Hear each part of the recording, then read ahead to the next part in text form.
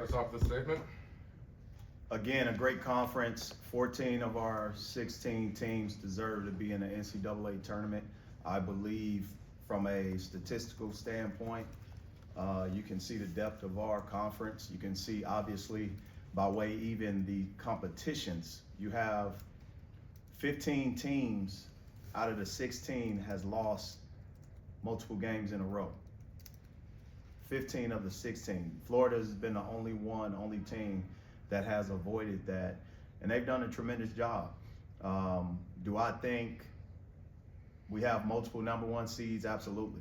Absolutely. I think we legitimately still should have or at least three number one seeds in the tournament.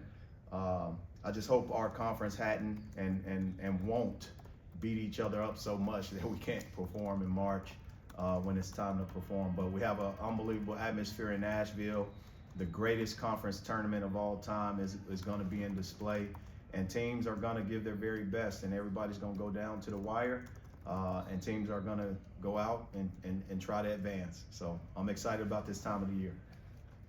Coach, what were the keys in Caleb embracing the bench role to the point where he's the sixth man of the year in the league? I had a meeting with Caleb, and what's unique is his parents was in that meeting too. And once I figured out that I was going to change the lineup, that's what I did, and that's what he accepted.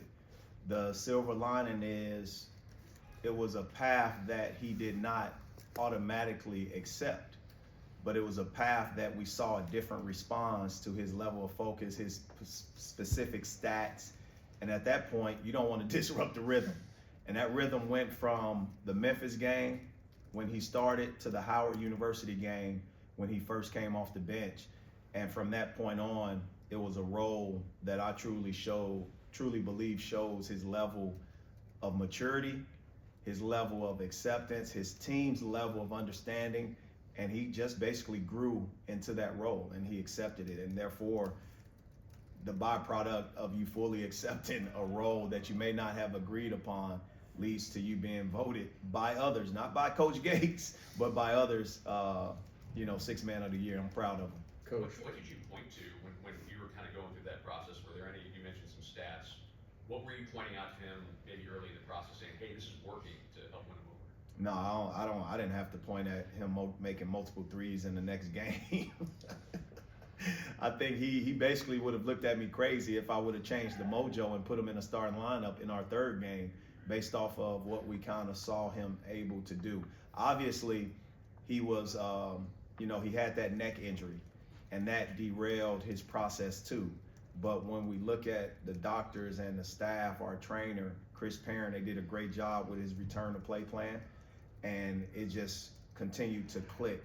And we saw him do some good things in our conference that allowed us to win some tough ball games. And that's what I'm looking for him to continue to do. And he's impacted our team, and he'll always impact just being on the floor because of his strengths. Dennis, what does it say about the growth of Anthony Robinson to be able to make the all-defensive team this year? Young people approach seasons only thinking about offense. They approach their future careers thinking about offense. I hope I average this amount of points, but they don't understand how impactful you can be defensively. And Ant Robinson has a special gift that I think this award, meaning this recognition of being one of 5 players and the only underclassman on the all-defensive team, it gives him something to hang his head on and accept who he really is. If there was an internal battle or a question mark about his level of impact. Now, the one thing I would say is Ant has developed in every part of his game, and we can see it. But defensively, I don't think anyone knew. I knew he had the potential maybe as a junior and senior to be an all-conference defender, but this is really allowing us to see his maturation is faster or happening quicker than anticipated, and it's just a testament of how impactful he is to our team. When you talk about how tough this conference is, all season, how does the switch kind of have to flip when you go into a gauntlet like the SEC tournament where you're going to be meeting all these guys in one spot? Well, you got to flip the switch because there's no preparation other than walkthroughs. You have games every day, and you got to decide and figure out once the game is over that obviously ahead of you, which scouting report to pull out. So you want to concentrate on your team and then concentrate on the opponents, while also understanding it could be LSU, it could be Mississippi State. Anything can happen in this conference, anything. And we'll be able to see Wednesday night who our opponent is. And just going off of that, just what is the approach like preparation, scouting wise, where you don't know your opponent until less than 4 hours before? Yeah, so you do self-scout. Remember, we're 3 days pretty much away from our game. You got today, obviously you have Monday, you got Tuesday, you got Wednesday, and then we play Thursday. So what we want to do is obviously concentrate on ourselves, then get into that atmosphere, do an unbelievable shooting session. We have every team's allocated 45 minutes, I believe, to an hour. And then you have to do your prep. We'll find out, Wednesday who we play. Until then, you look at certain things, you try to implement, go back to the game plan. So what I've done is I've looked at our scouting reports and stuff from LSU. I've scouted them over the weekend. I've scouted Mississippi State. Now, what common denominator from an offensive standpoint do I deliver to my team that's in common? And defensively, the same thing, and that's what you work on. The next part of that is now getting to the next level of that scouting report. Maybe it's specific to LSU or specific to Mississippi State, but once we find out that night who we play, I'll end up delivering the rest of that to the team in an organic way. Today, we did not talk about either team. We talked about ourselves, which is very important. With both those teams, just in what ways do you think they've changed since the time you played them? Well, every team gets better over a course of time, regardless of what their record is. Both teams has a level of rim protection and defensive mentalities. They have some great offensive players. You look at, point guard, whether it's Josh Hubbard. You look at Sears. Those two are dynamic point guards who can score off the bounce and off the dribble, right? You look at the course of our season, you look at majority guards are first team, second team in our conference. So those two are very important. You got on LSU, you got Cam Carter. You have Harris on Mississippi State. Those two are good two guards who can go create and different things. So defensively, you got to operate, especially when you look at their backcourt, a certain way. Now looking at their front court, both rebound the heck out the basketball. Athleticism around the rim protection. Those are the things that you kind of focus on. Most importantly, the things that carry over is being able to take care of the basketball and being able to defend without fouling. That's going to be the two crucial things that we will face, any team is going to face in postseason play. Would you say those are the two things you're kind of most focused on in some of the self-assessment this week? Yeah, absolutely. The self-assessment this week is pretty much, and you guys heard some of my interviews, being able to keep teams off the line and keep a certain deviation, being able to not foul. And if you're not in the bonus, right, you want fouls on the floor so they can take the ball out. When they're in the bonus, you want to avoid shooting fouls and maybe 1-and-1s, right? Those are with lesser free throw percentage guys. So those are things that you kind of have to, in detail, focus on, but it's going to be very, very strategic. We cover a lot of situations during this time. As you know, end of game is going to be important. We've let some end of game situations slip us, so we want to be able to cover those in more detail. But more importantly, making sure the most health that we have is now. We're a healthy team, and you want to go in postseason play that way. Coach, you've mentioned go ahead. You've mentioned the whistle and the fouls a few times now. What do you think the disconnect is between the way the team is defending and the way that officials are maybe calling fouls on your team right now? We gotta adjust in game based off which officials. We have a sense of the officials and how they blow the whistle, but this is going to be postseason play. I want you to think about last year. Last year, NCAA tournament, our teams got in foul trouble in the NCAA tournament. We as a conference have to clean that up. So you may see it being cleaned up in this postseason. And we have to continue to get better to give ourselves a chance and to succeed, because we've had, Auburn suffered from it, Tennessee suffered from foul trouble that cost them games, and South Carolina did too, I think, against Michigan State. So those are things that we have to continue to clean up, continue to get better at as a conference, and we'll probably see that on display. You know, no matter how long the games take, it just has to be done a certain way because postseason it can haunt you. Coach, with that, I guess in the postseason at large, how much is your ability to find success in the postseason going to be tied to the kinds of whistles you get and just how you're able to navigate that and adjust with that in game? Execution is going to be important. Offensive execution, defensive execution is going to be important. Being able to minimize easy baskets. I think last game we had 8 points undefended because we turned it over in the backcourt. That gives no one a chance, right? Those plays have to be minimized. You look at special situations, baseline out of bounds, sideline out of bounds, after timeouts. This is the time. It is the madness of March, and you saw a glimpse of it throughout our conference. Once March first hit, we lost that game at Vanderbilt situation.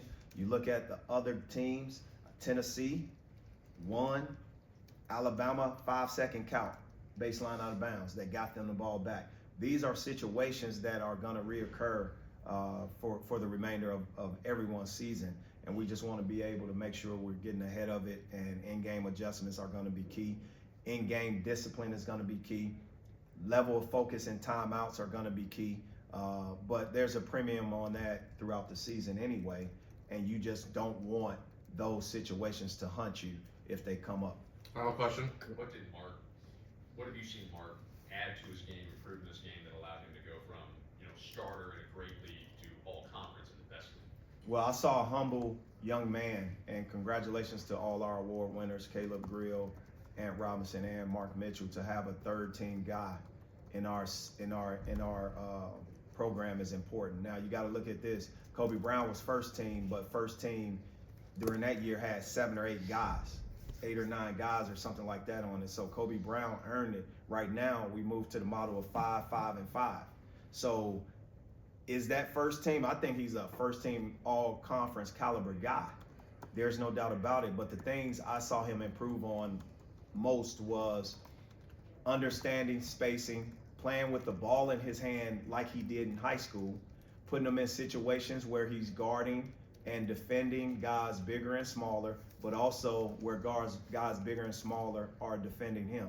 Making sure he's not pigeonholed to a rival spacing just in one area, the block and the wing, or the block and the top of the key.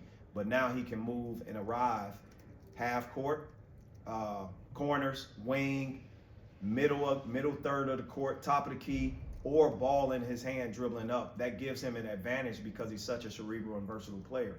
But I do know he's very unselfish. He got a lot of work done in the paint off the dribble. He was able to get in the lane, drive and kick.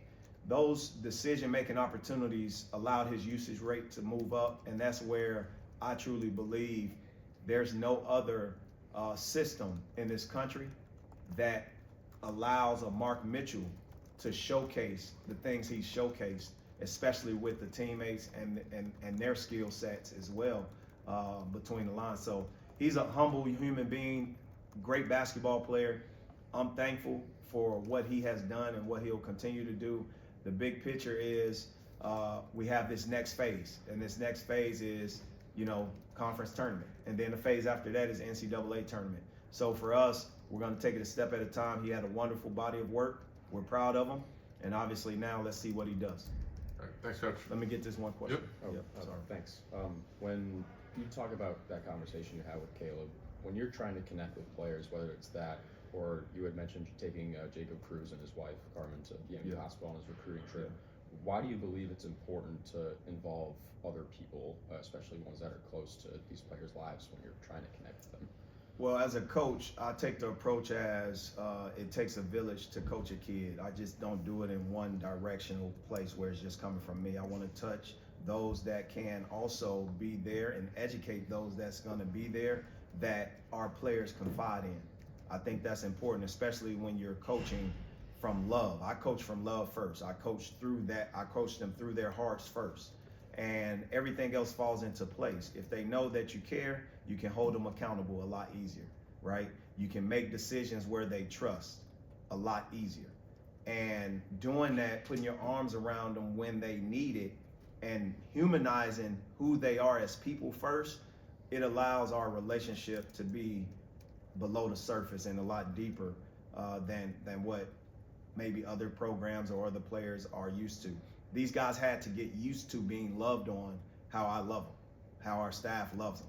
And majority of the time, think about it, I've made, in the first season Caleb Grill was here, I made him literally hold my hand sometimes in practice. Literally, hold my hand in practice. Come here, Caleb, give me a hug. So, as a coach, I saw the pat on the back hug, the quick hug, get out of there hug. Now, you guys saw at the game, you saw a real affectionate hug of two individuals, coach and player who loves each other. And that is where it has evolved to. It's not just gonna show up that way, but it's a lot of time spent, a lot of correction spent, a lot of details in that growth and development, but also it has to be reciprocated on the other end. And that's where I see Caleb Grill's success, but also his maturation improve. All right, thanks, Coach. All right, MIZ. Thank you.